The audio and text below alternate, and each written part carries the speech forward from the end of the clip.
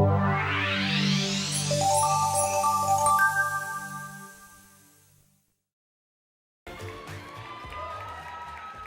guys, my name is Jon Youshaei, and today, since we're in LA, it's only fitting that we talk about celebrities.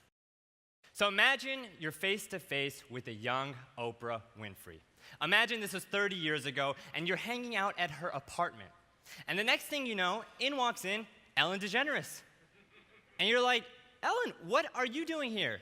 And Ellen's like, oh, I live here in the same apartment building with Oprah. And yeah, down the hall lives this guy named Tom Hanks, and there's also this guy named Chris Rock, and we also live right by this dude named George Clooney. Yeah, we all moved in together, Ellen continues to say, to push each other, to connect each other, and to look out for each other as we all try to take over Hollywood. Now let me bring you back to reality for a second. Because while this may seem like a crazy thought, here's an even crazier one. It's that today, this exact same thing is happening, except with this generation's biggest stars. And it's happening in this apartment building, just a few blocks from where we're all sitting today. And I'm not just talking about a few stars with millions of fans each. I'm not even talking about 5 stars with millions of fans each.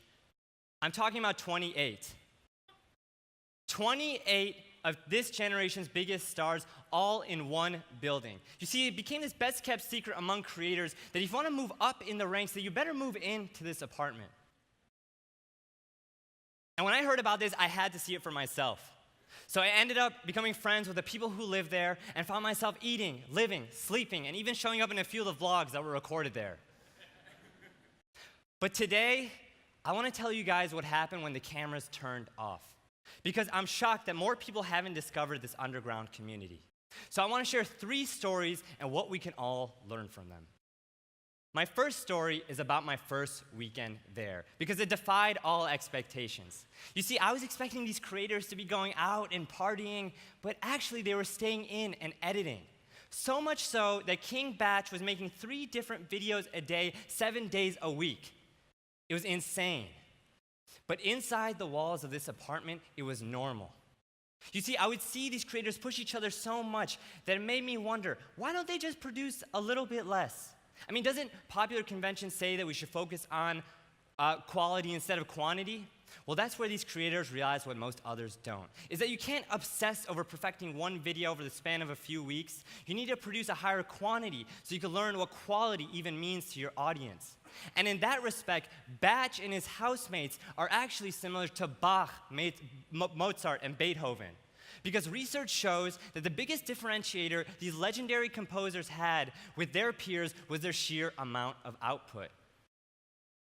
For every thousands of forgotten songs that we don't hear today, we remember their masterpieces.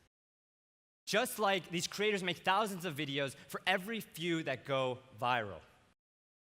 Which begs the question, okay, well, if they are making so many videos and churning it out, how do they not run out of ideas?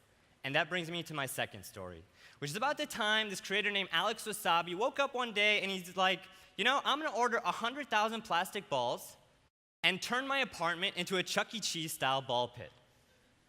His fans went crazy. That video got 4 million views and counting. But the more remarkable thing was that Alex didn't keep a good idea to himself. Search ball pit on YouTube, and you'll see 2 of the other top videos are from Mark Donner and Logan Paul, both of whom live right by Alex and borrowed the same exact plastic balls for their videos. But let's go even deeper. If you look at these videos, they're pretty much identical. I mean, it's 3 blonde dudes in ball pits. Yet they're all successful in terms of their view count. That's a stark contrast to Hollywood, where only one person gets the role. Remember that scene in La La Land where Emma Stone's character is going for a casting call, yet she's surrounded by thousands of others, redheads in white shirts, all gunning for that one spot? That's Hollywood. But on YouTube, there's enough of an audience where anyone can cast themselves in their own starring role and help each other along the way. You see, the creators in this building realized that it's not about being cutthroat and stealing each other's thunder, but adding to it so they could all take the world by storm together.